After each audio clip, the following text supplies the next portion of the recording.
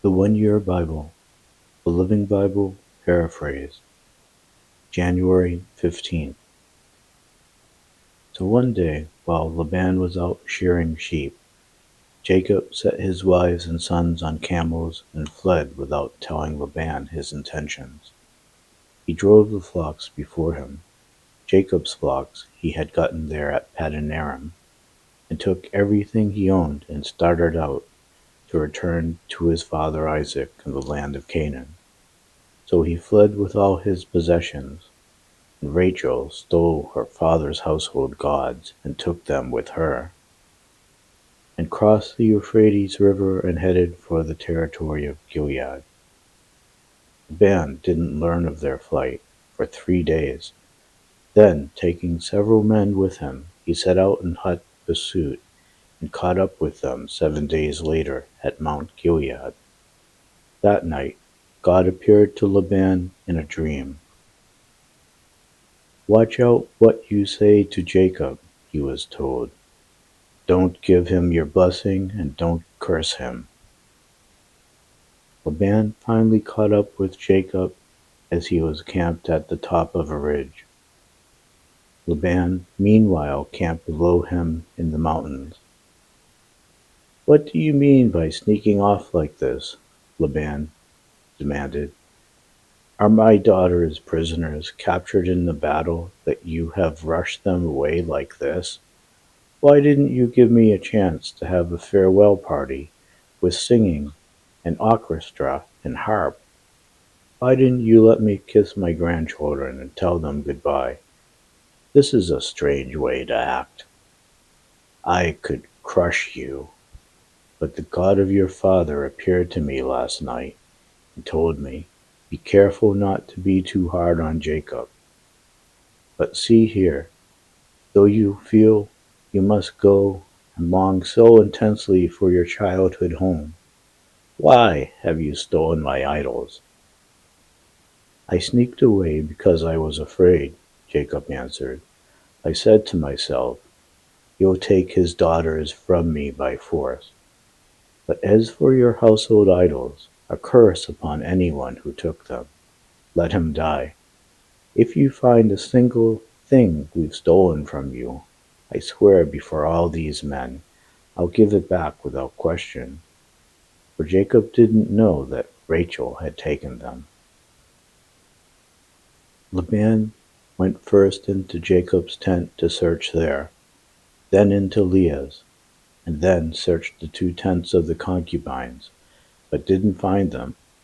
Finally he went into Rachel's tent. Rachel, remember, was the one who had stolen the idols.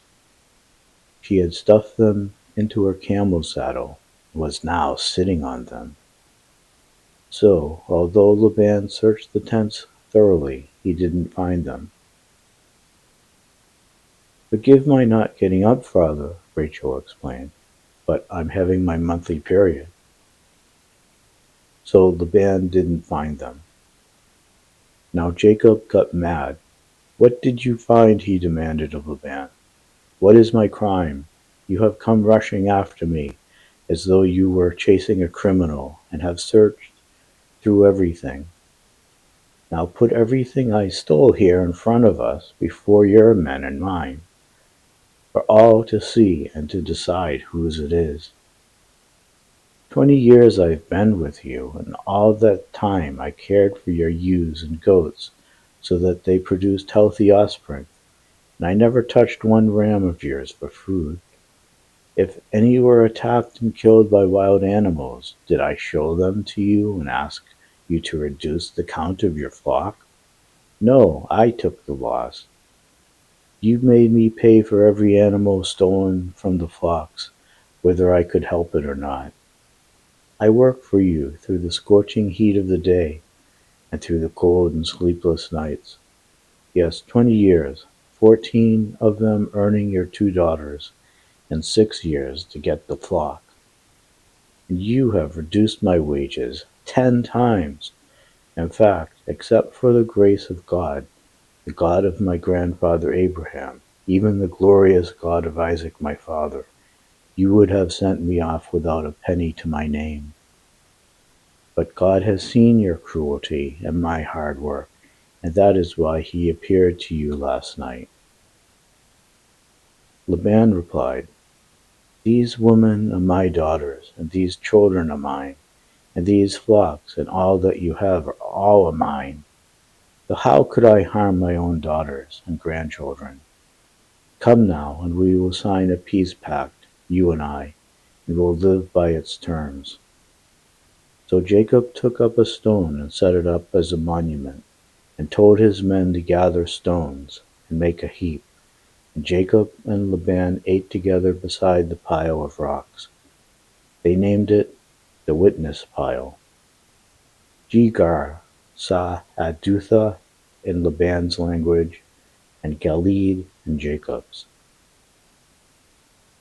"This pile of stones will stand as a witness against us, if either of us trespass across this line," Laban said.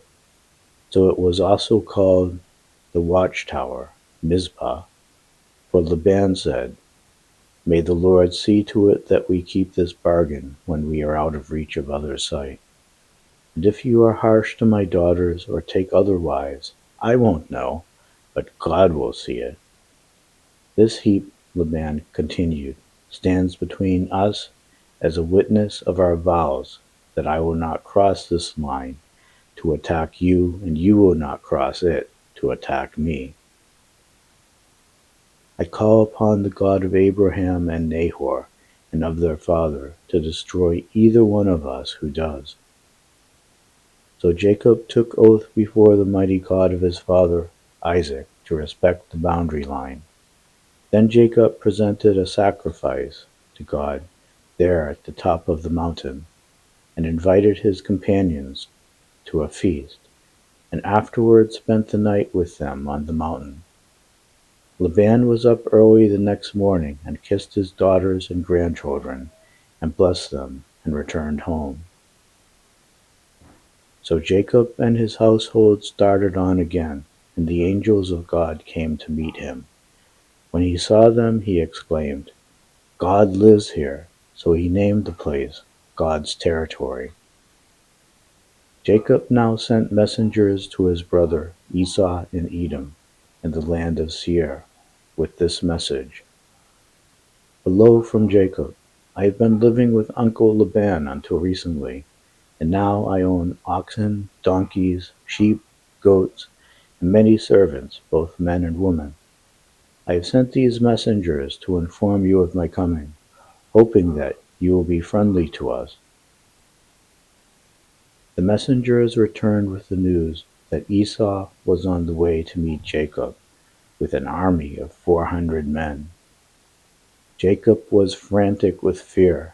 He divided his household, along with the flocks and herds and camels, into two groups, for he said, "If Esau attacks one group, perhaps the other can escape." Then Jacob prayed, "O God of Abraham my grandfather, and of my father Isaac, O Jehovah, who told me to return to the land of my relatives, and said that you would do me good, I am not worthy of the least of all your loving kindnesses shown to me again and again, just as you promised me. When I left home, I owned nothing except a walking stick. Now I am two armies. O Lord, please deliver me from the destruction at the hand of my brother Esau, for I am frightened, terribly afraid, that he is coming to kill me and these mothers and my children. But you promised to do me good, and to multiply my descendants until they became as the sands along the shores, too many to count."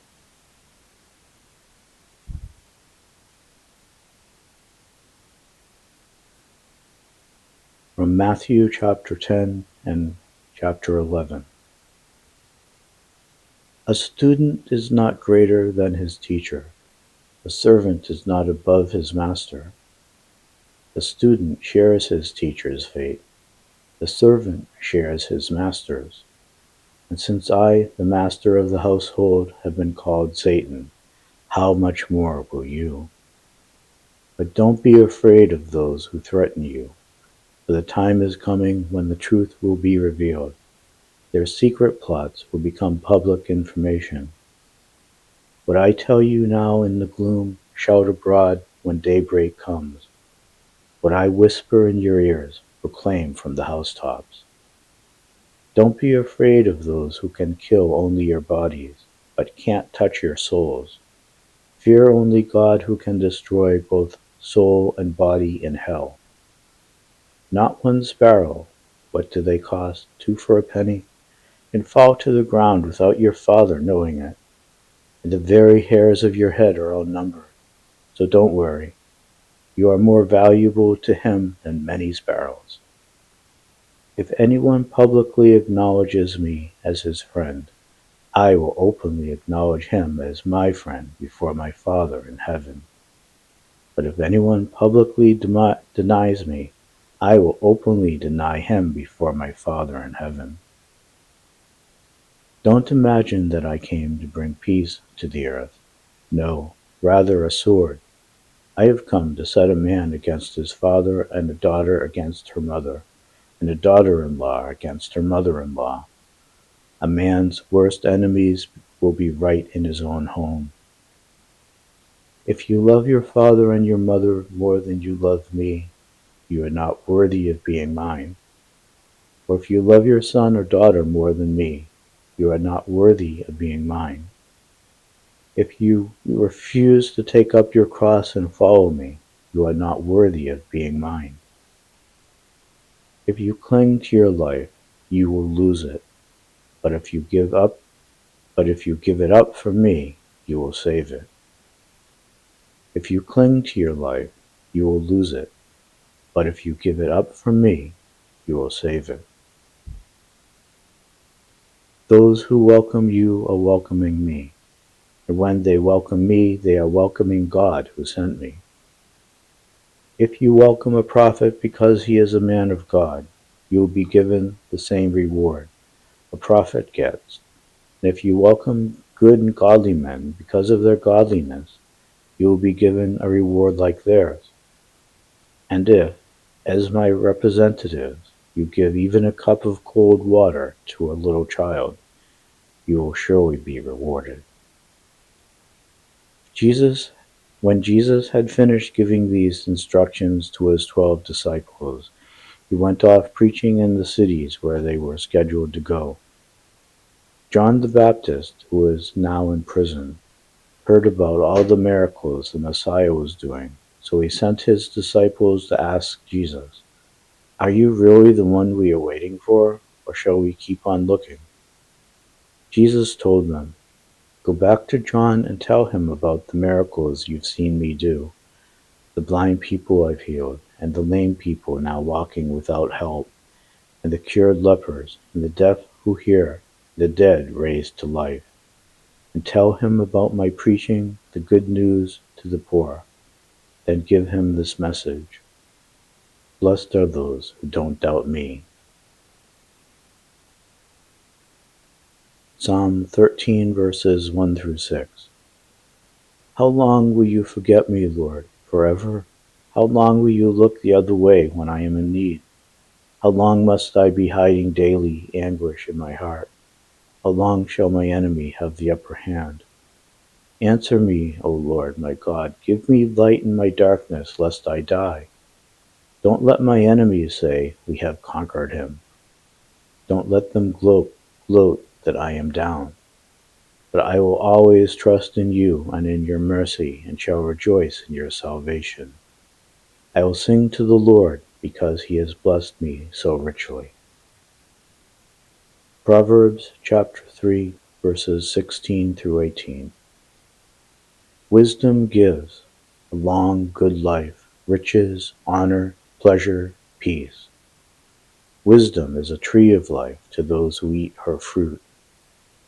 Happy is the man who keeps on eating it.